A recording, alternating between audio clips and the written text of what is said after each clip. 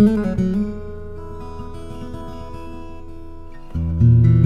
this is Larry Nimmer. I'm in the downtown Los Angeles courthouse covering the Conrad Murray trial. Let's take a look. Who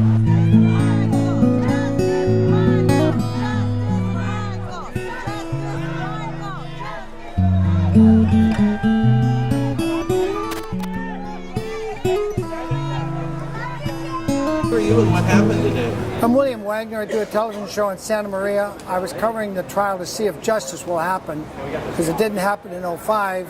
The prosecutors in '05 should have been indicted for 3 felonies. So there's been just an anti-Jackson family thing going on in the courts for a while.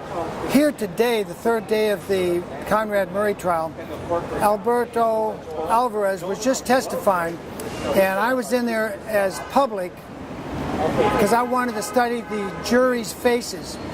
And Chernoff kept going where the judge didn't want him to go, and finally he was holding up this easel so the judge couldn't see what he was writing. What Chernoff was doing, he was questioning Alberto Alvarez, but he was miswriting what the testimony was. Finally, Judge Pastor said, what he writes on the board is not evidence. What the witness states, that's evidence. And he said it twice.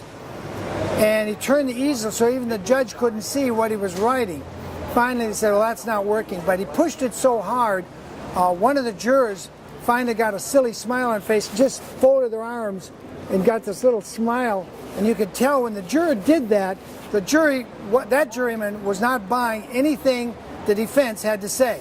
They lost the jury this morning in the last period when Chernoff kept pushing it, at least that juror. And he just got this silly grin on his face, folded his hands and like, I'm resisting what you're doing.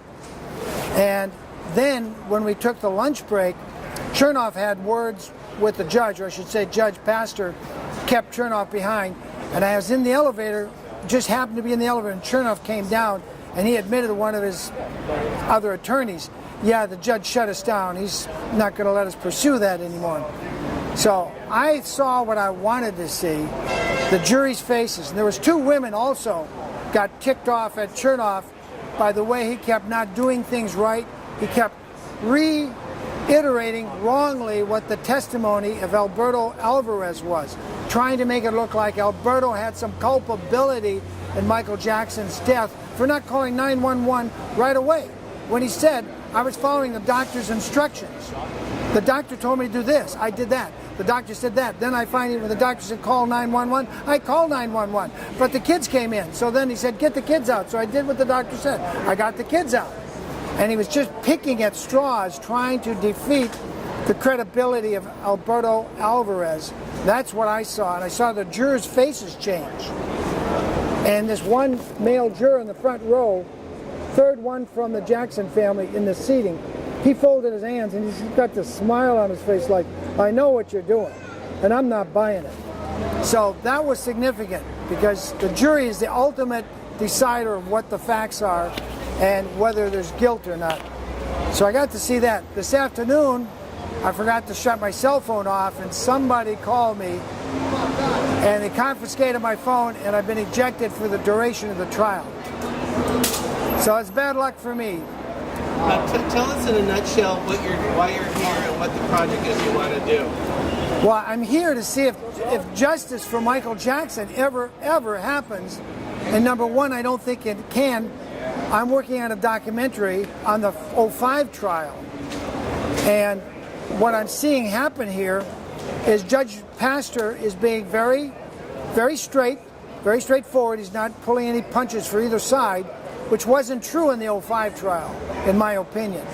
So in a nutshell, you want to get Sneddon to show what? I want to show that Sneddon committed 3 felonies in the '05 trial. Larry, you weren't in the trial most of it, so you didn't see it all, but I did. I was there now and then, but... Larry was excluded as a witness because he was presenting the video evidence in Neverland, so he couldn't be there. But I was there every single day. I was there every single day. And when you're there every day, you get to put all the pieces together. Sneddon provided false fingerprint evidence, knowing it was false, and he presented it anyway, and that was proven by Tom Mesereau. Secondly, they provided false phone chart evidence. And their own deputy said, no, that's wrong, you got it all wrong. It was a prosecution deputy, a deputy sheriff for the prosecution, and he turned on Snedden. And the conspiracy between Meg Nicola, Ron Zonin, Gordon Auchincross, and Tom Snedden to present those other 2 false pieces of evidence to get a conviction, that's 3 felonies that were committed against Michael Jackson. So even though he was acquitted, he should have come back and sued them for malicious prosecution. But he was so destroyed by the whole legal process that he had to just leave the country and just try to find himself again and find his humanity again. So what's the website or contact info? MJJinnocentforever.org. MJJinnocentforever.org. My name is Roderick Johnson. I'm from Compton. I'm here at the Criminal Courts Building downtown as a Michael Jackson supporter. And mainly, I wanted to do an interview because I wanted to get this out because the mainstream media rarely gets the facts out. And the fact is, in Michael's last trial, he was accused of the child molestation charges. And I just wanted to say, for those who believe that Michael Jackson was actually a child molester, back in the 80s, there was a kid named Ryan White. Ryan White was one of the first kids to actually die from an AIDS transfusion. Michael did the same exact thing that he did with Gavin, who was also a cancer patient. And when we first seen Gavin was actually close to death. His hair had fallen out from cancer. Did you see him? I seen him on television. Right, I seen the pictures just like everybody else did. Right. And when I seen him in the interview, he was very healthy. All his hair had grown back, so basically, Michael was a man who walked this earth performing miracles. And everybody, the same people who persecuted and crucified Jesus are the same people that persecuted and crucified Michael Jackson. Did you hear me say Ryan White was the first kid with AIDS? Back then, people thought you could get AIDS by touching someone.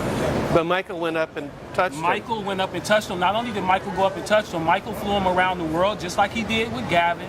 He bought him his first car. The kid was 15 when he died. Michael bought him a Mustang. That was his first car. He flew him around the world, jet setted him. The same things that he was charged with in these accusations, he did with this kid. Difference is no one charged him with child molestation back then because Ryan White had AIDS, right? So why would he do the same thing with a cancer patient, but then they say that he was a child molester. It was all about money. Everybody know that, but I just wanted to defend Michael Jackson one last time from his grave. Hey, very nice. And your name again? And Roderick Johnson. Where do you live? Compton, USA? California, yeah. Is that a rich neighborhood or a poor neighborhood? It's an in-between neighborhood. We got manicured lawns, Mercedes is in the driveway. It's not Beverly Hills, but it's not Harlem or the Bronx. What do you do for a living? I don't do anything for a living. I'm one of the statistical African Americans that's unemployed in this society. And speaking of what I do for a living, I go around advocating for our president. A lot of people don't like our president, say he's not doing a good job, there's not enough jobs. Well, I think he's doing an excellent job. He kept this country from going into a depression.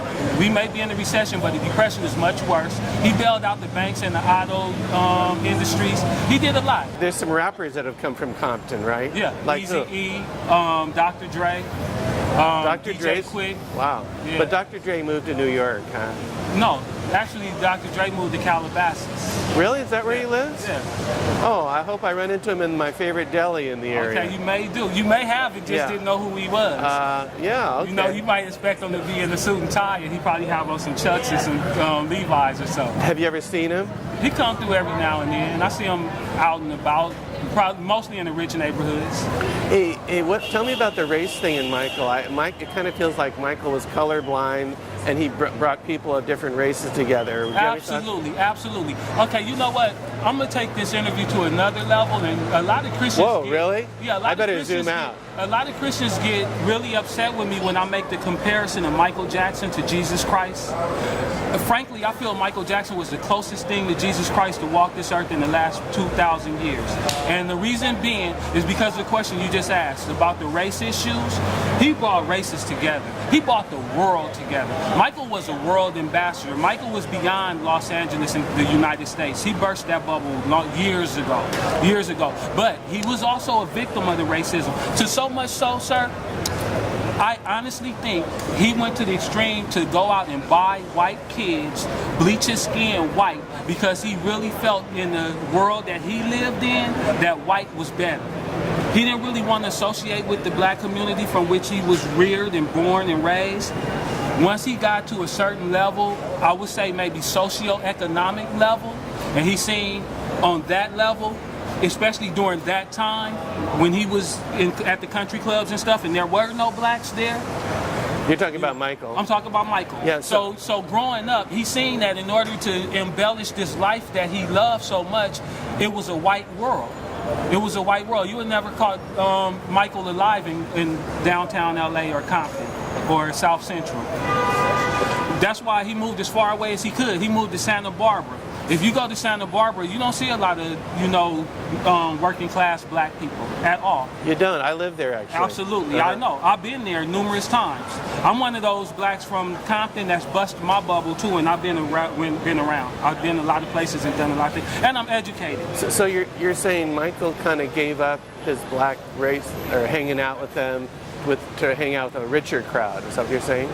In essence, that's exactly what happened. Same thing with O.J. Simpson. Don't get it twisted. I'm talking about a time and an era. We're not talking about now when you have a lot of rich rappers like Puff Daddy and things like that that's making a different type of statement.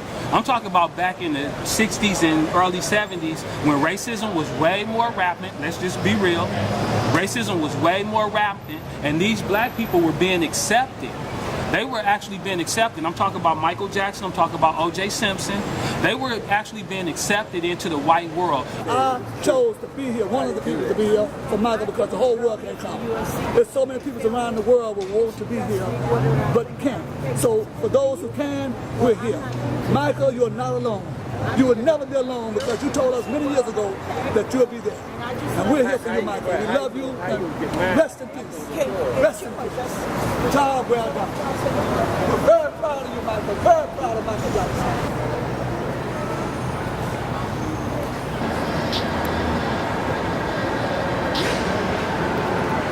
So hi, tell me who you are and what you're doing here. I'm Pauline Hayes, supporting the Jackson family.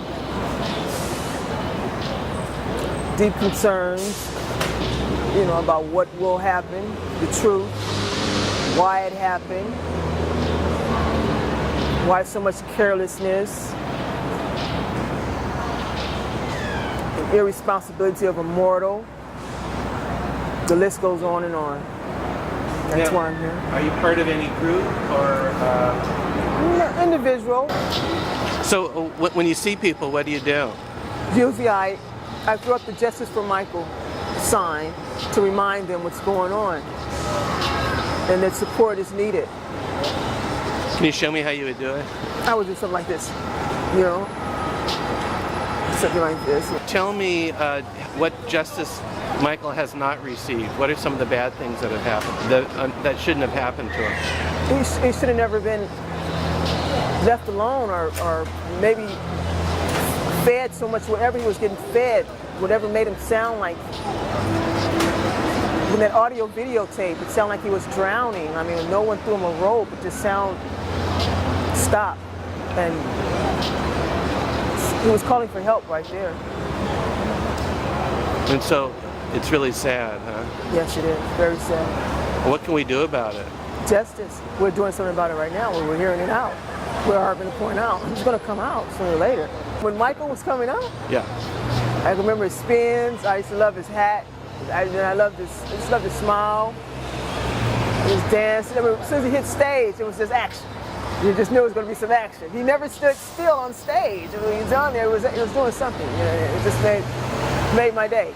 Music, dance, la la la, all the rest of the day. What do you do for a living? A sales representative. Sales representative. Are you taking time off from work? Yes, I have some time off today. Yes. And where do you live? Los Angeles. Downtown LA? No, not downtown LA, Los Angeles. I'd rather not say exactly where. but Can't it's I Los have your Angeles. address? It's I'm Los just kidding. Angeles. Okay, that's good. No, sorry. Yeah. And so you're kind of like an everyday beautiful woman here in Thank you. LA Thank you. that just feels strongly about Michael. And you Strongly. take a day off of work and just Right. to spread the love of Michael, right? Why not? Today, Looks like you're pretty mad at Murray. Yeah, I am. Good point.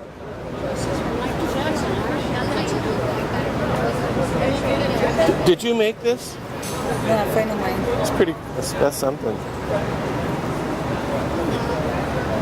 They did more, but they didn't. Hello, Mr. Nimmer. How are you? Hey, good, thank you. How are you? Can you get one of those to him? Hi. How you doing? Justice for Michael. Him and I were born the same year. Really? Justice for Michael. That's for the screen. Him and Janet Jackson. The most expensive video in the world.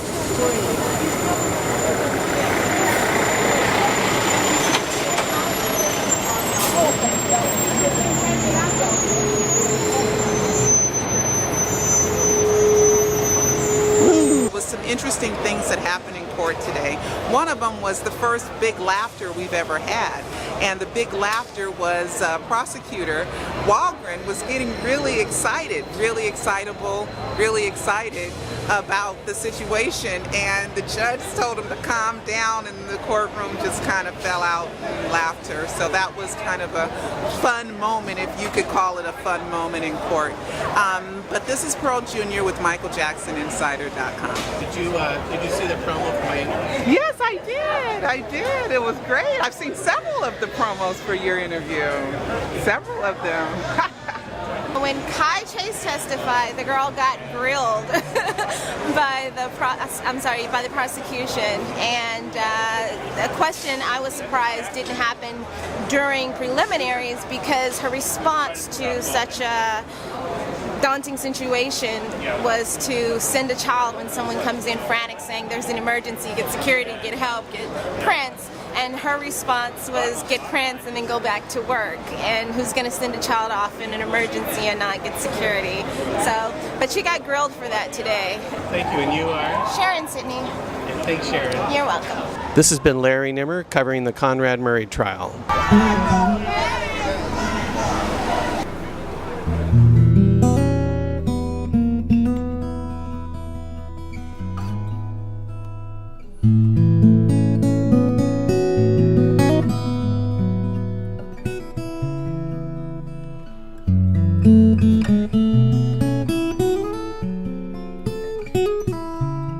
Have you seen my childhood? My name is Larry Nimmer. I'm the guy on the left having lunch in Michael Jackson's kitchen. I was part of the Jackson defense team in my capacity as a documentary filmmaker and legal video specialist. I spent many days videotaping inside Michael Jackson's Neverland estate, and I spent 2 days on the witness stand, presenting and narrating my original video footage for the jury, footage that will be seen outside the courtroom for the first time in this documentary. For the first time, you'll see the sheriffs meeting the accuser. What he has done to you, okay? He's the bad person, not you. And you'll hear Jackson's accuser telling a story of molestation.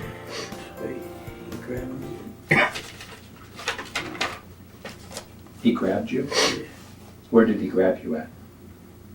Private area. He grabbed you in your private area? Sheriff's Department. You'll see an army of sheriffs raiding Jackson's personal living quarters at Neverland Ranch. You'll meet the mother of the accuser. Where were they when I had to walk about 3 hours to get to the doctors for my children, and now all of a sudden they're carrying concern because Michael Jackson. You'll view outtakes from the Martin Bashir documentary. I would never do that. I would slit my wrist if I were hurt. You'll see an exclusive interview with Jackson attorney Tom Mesereau. This was not the kind of situation that Michael Jackson belongs in. He's extremely sensitive, very gentle, very childlike. And you'll meet jury foreman Paul Rodriguez. We felt that Michael was still a kid in a man's body. Michael's defense team hired me to create a Neverland tour video to counter the unsavory impression created by footage shot by the Santa Barbara County Sheriffs, who deployed over 70 officers for a surprise raid of Neverland Ranch.